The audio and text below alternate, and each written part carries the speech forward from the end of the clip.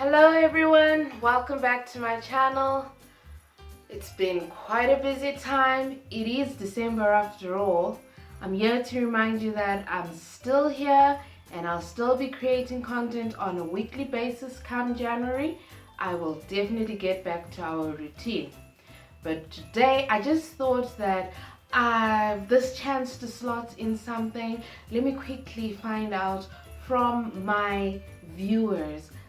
Tell me guys, what does Christmas mean to you? And how do you, as a baker, prepare for Christmas? Christmas means a lot of things to different people. For some, it is just a traditional holiday it's a time to spend time with family and to share laughter, food, good recipes, and it's a time to just be together. And for others, it's a celebration of the birth of Jesus. And it's got different meanings for different people. What does Christmas mean to you? Please tell me in the comments below what Christmas means to you and how you prepare for Christmas. I'll just share with you how I prepare for Christmas briefly. So what Christmas means to me is one, it is a very busy time in terms of business, so I've got to be well prepared for the season, and I do have to make sure that I have my family time, make sure that I spend time with them. But how do I balance the two? The busyness from business and then spending time with family.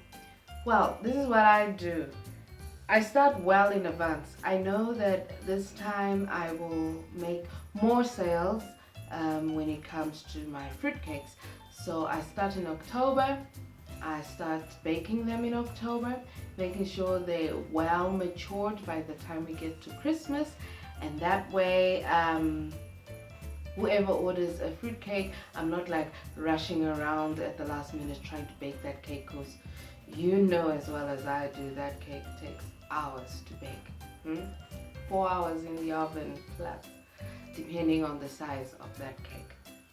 The third thing that I do, I make sure that all my ingredients are well stocked.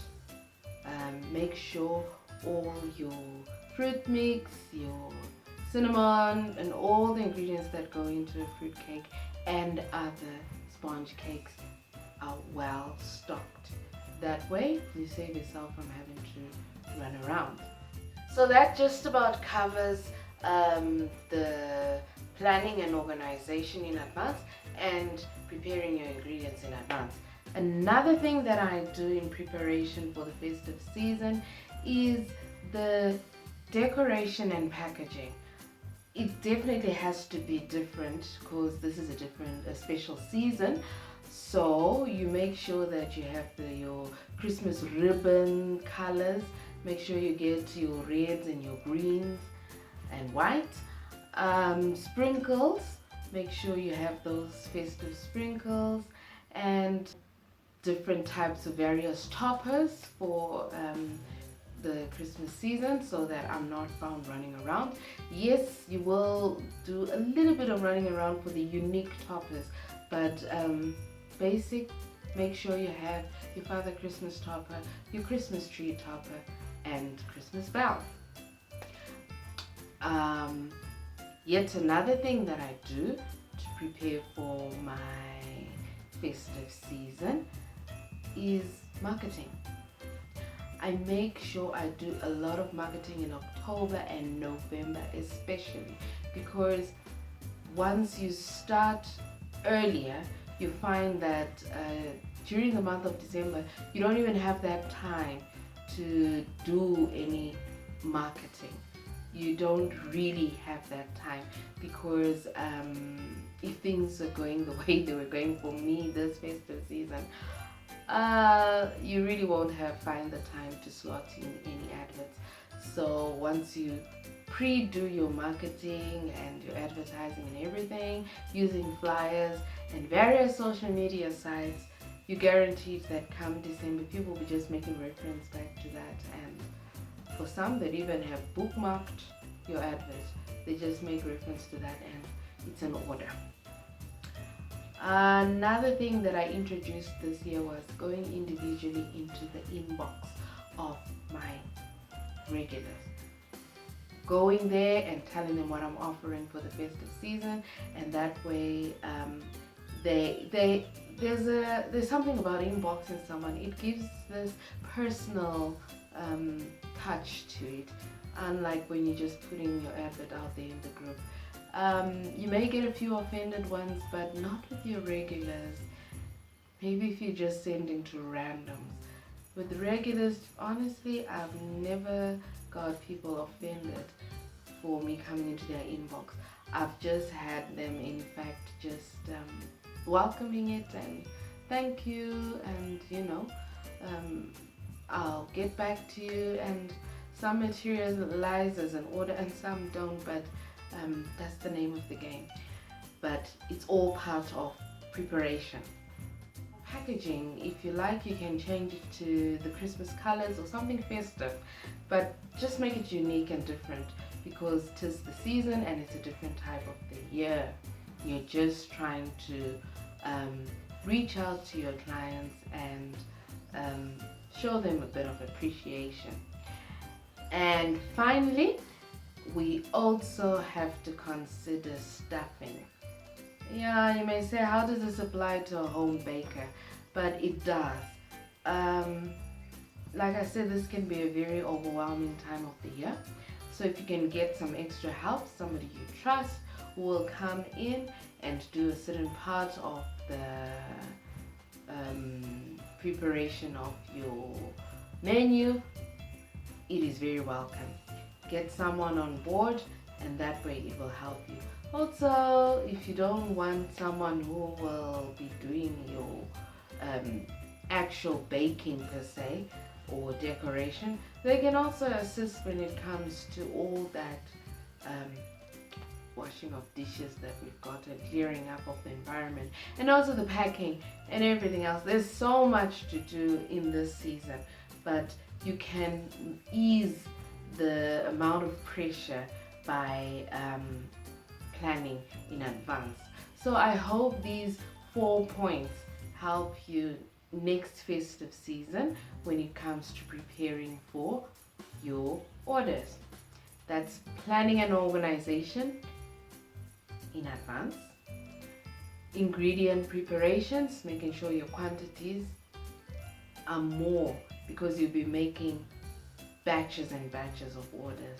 It won't be the same, believe me. Decorations and packaging, making sure that they are unique and different from the rest of the year. And finally, your stuffing and training. Yeah, we have unforeseen moments, unforeseen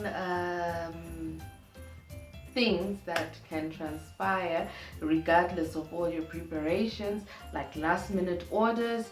We always have those ones, but I think putting a deadline to when your festive orders should be collected and made, it does help. It does help. Like this year, I put a deadline. I said by the 18th, all your orders should be in. Yes, I did have some that spell over all the way to the 23rd, but it was still welcome.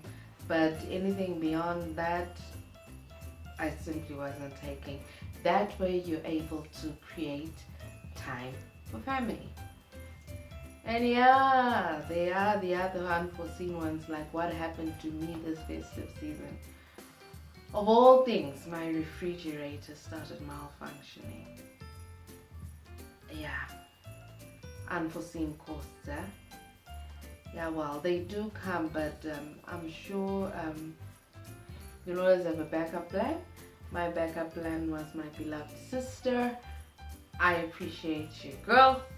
She came through for me. her husband and her opened their doors to their home, and I was able to go and decorate there and make sure that I service all the sponge cakes that needed the refrigerator. Thank you. Thank you again. There's so many unforeseen things that can transpire. Share with me in the comments how your festive season was and how you prepared for it and what unforeseen things took place, and let's help out each other so that next festive season we're better prepared and we're able to service all the orders that come our way. I hope this video was beneficial to someone.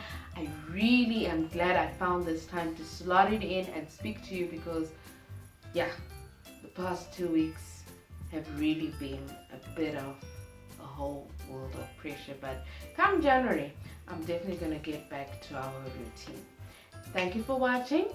Don't forget, as usual, to subscribe, like, share the video and the link, and let's get to increase our network. Thank you so much. Have a blessed holiday and a festive time with your families. I hope to see you in 2025.